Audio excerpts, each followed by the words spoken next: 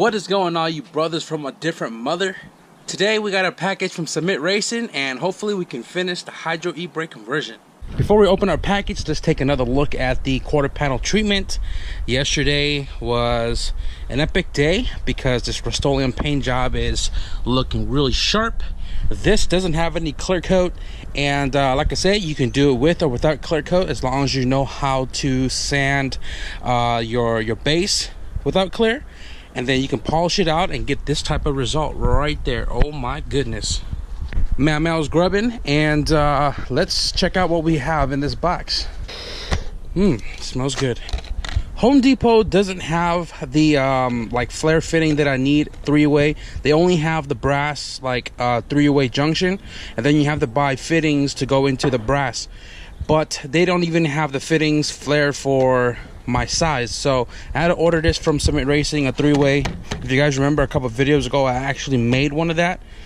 And then I have, oh, this is extra. I bought that for stock fuel rail for whoever needs to go to a -6 line. And then here is a tube sleeve, and then, or actually tube nut, and then this is the tube sleeve. This is the same stuff that the companies sell brake line tuck kits with. You can get them a lot cheaper on Submit Racing. That was like $5 each, and there are 6 tube nut and tube sleeve. So if you order 2 sets of that, it would be like $20 or something like that. And then I ordered this guy right here. This is the same thing that Home Depot sells, except it doesn't have the inverted flare. So right there on the inside, it's reverse flared for when you run a stock brake line fitting. Or actually, I got one right here.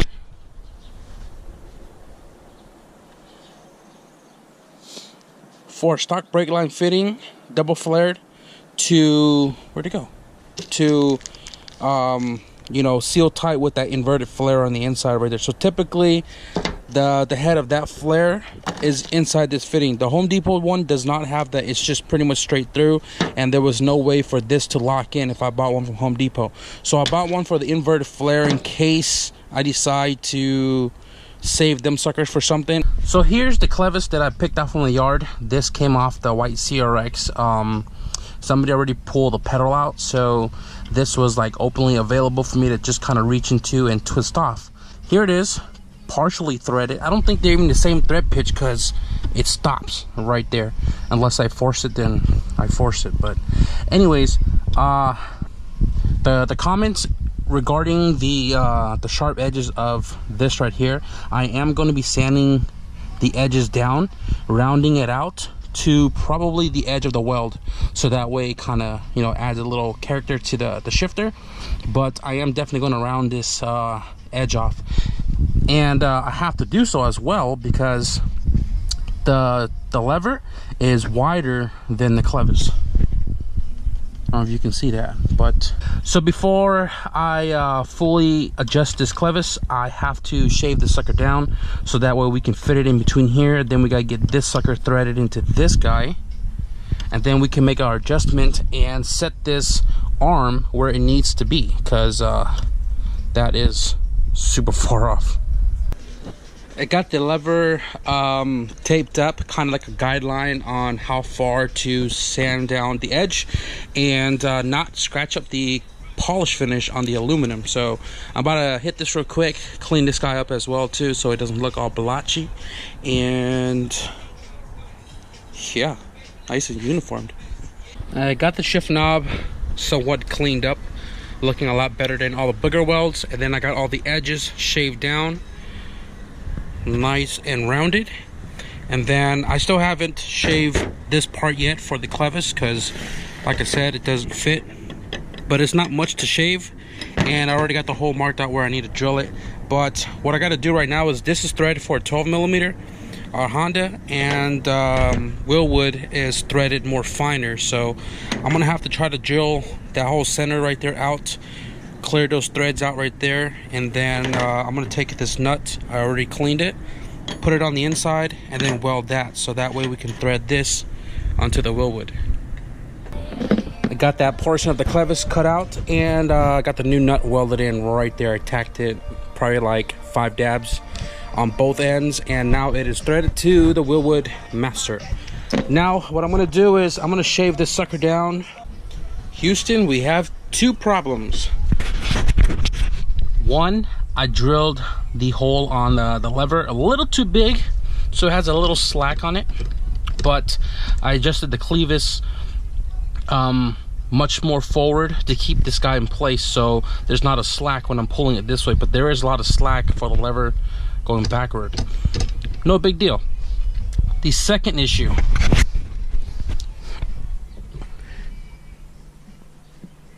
I think the piston inside the Wilwood master is seized up, or it's stuck, because I'm pulling this shit with all my might and the bracket is flexing. Look, right? Loose. Well, it's not bolted in either, so look.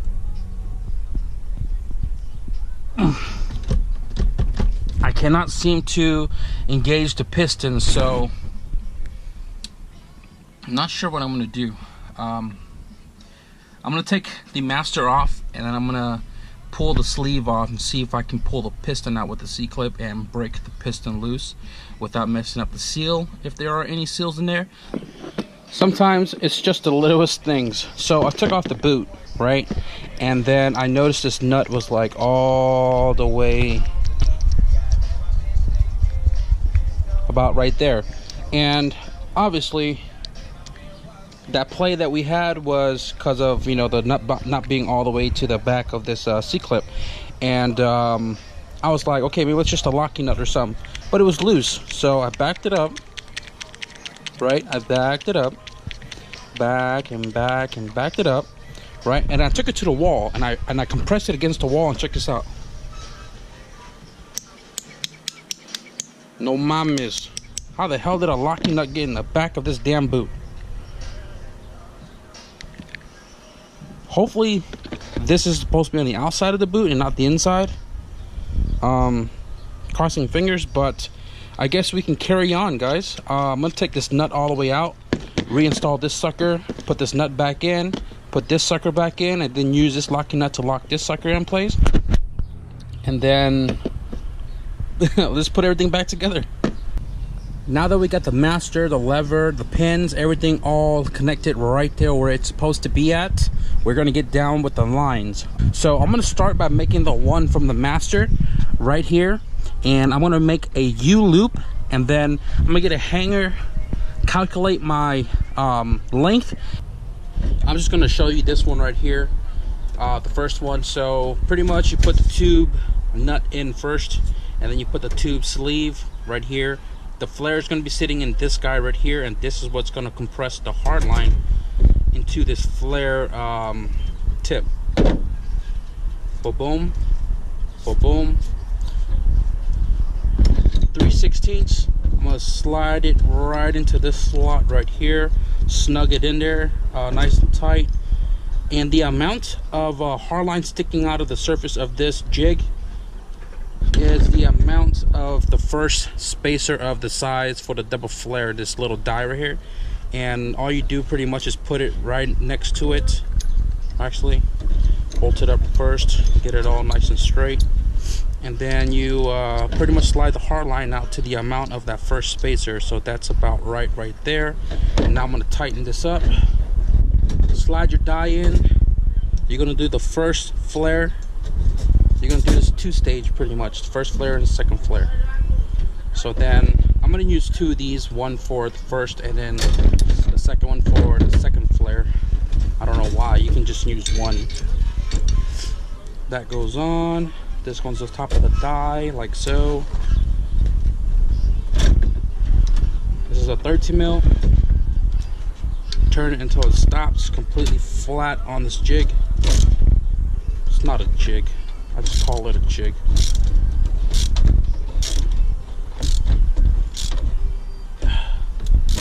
Back it out. Got the first flare on there. Then you do the second flare without the die.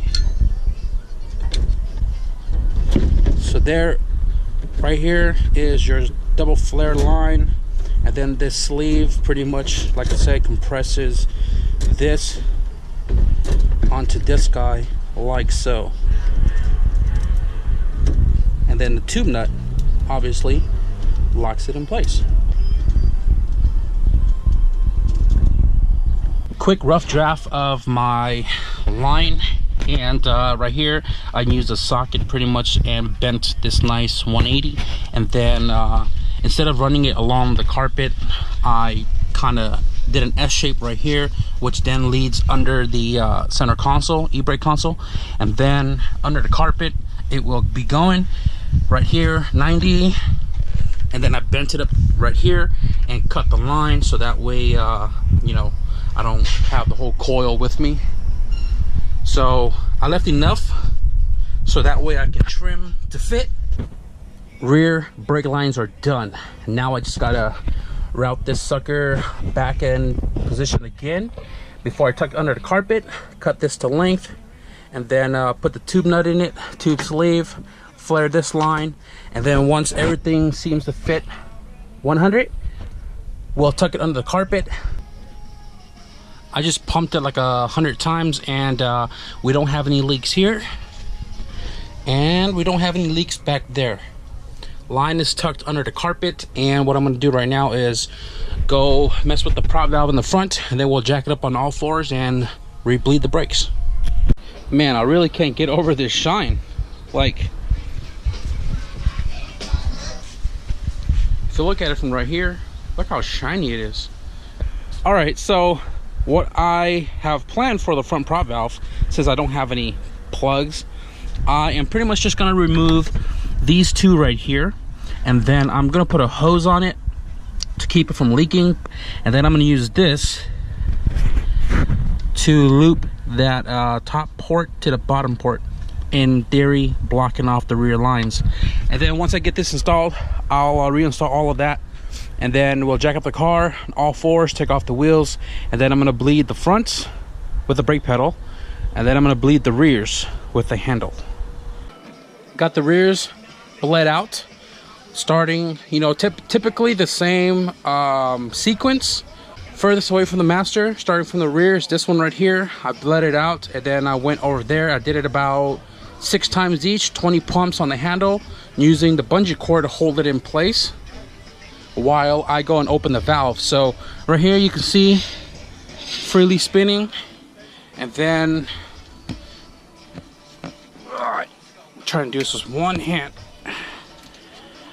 So this right here pulled back, not touching the bracket. It was touching the bracket earlier because of all the air in the system, but now that it's you know, bled out, I have that nice gap, and you can see right here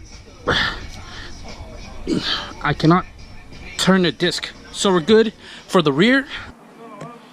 I can't find my lug nut key, and I don't know where it's at. I've been trying to find it so I can take off my wheel to bleed the front brakes.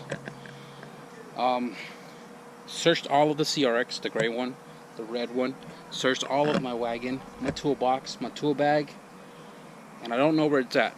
My brother may have it, but he's probably sleeping. So I turned the wheel right here to access the back of the caliper to hook up the hose, and then bleed it accordingly. Anyways, so crisscross pattern, furthest away from the master, boom boom. I'm doing the passenger side, and what I am doing is got my chair screwed up all the way, my jack bar in half, pumping it 10 times, right? I lost it. Wedge it up against my seat, and this is a workout. Right there on the back. Release the valve. No air bubbles. I've already done this side 4 times. So I'm gonna do it one more, and then I'm gonna go do the other side and see how the brake feels. So right now it's pretty solid, but when the car turns on, everything changes. The beautiful part, I still got my e-brake.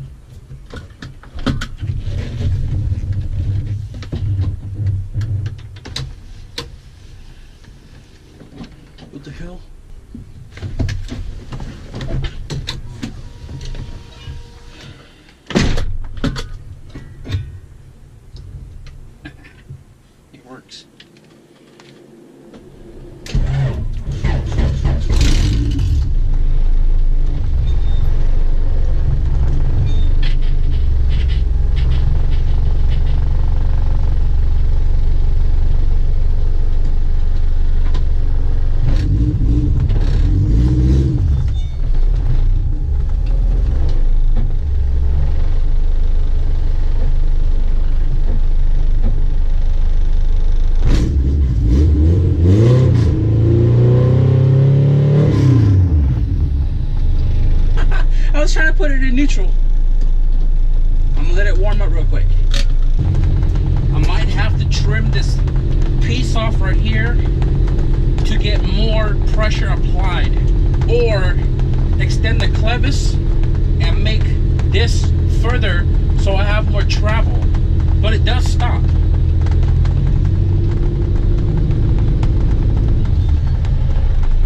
Yep, it does stop. It applies, but not all the way. Because when I start slipping the clutch or releasing the clutch, it started rolling really slowly.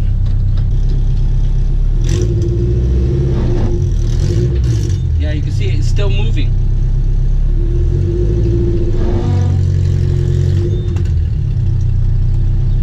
Not enough. Needs more pressure.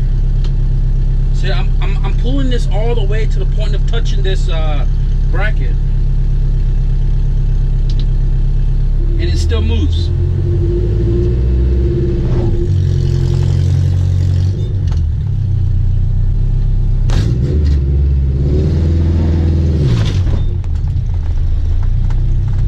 Maybe if I don't slip it too much, it works.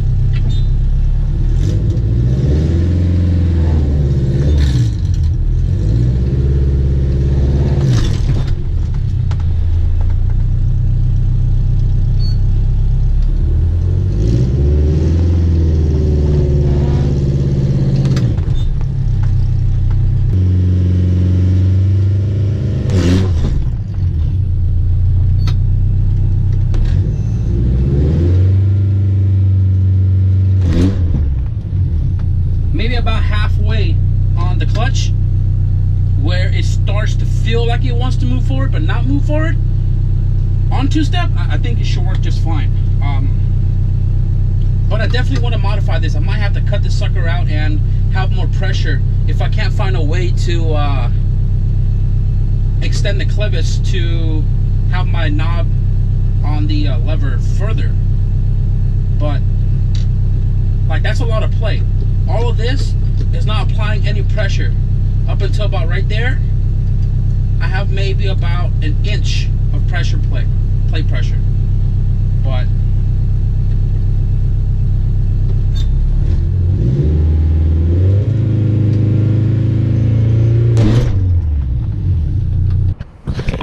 all right, y'all, so I got 1% on the battery left.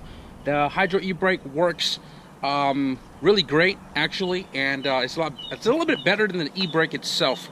And I'm gonna make a few adjustments to it tomorrow and get it to perform a ton better, so that way when I fully lock it or full pressure into the master, the car would not move.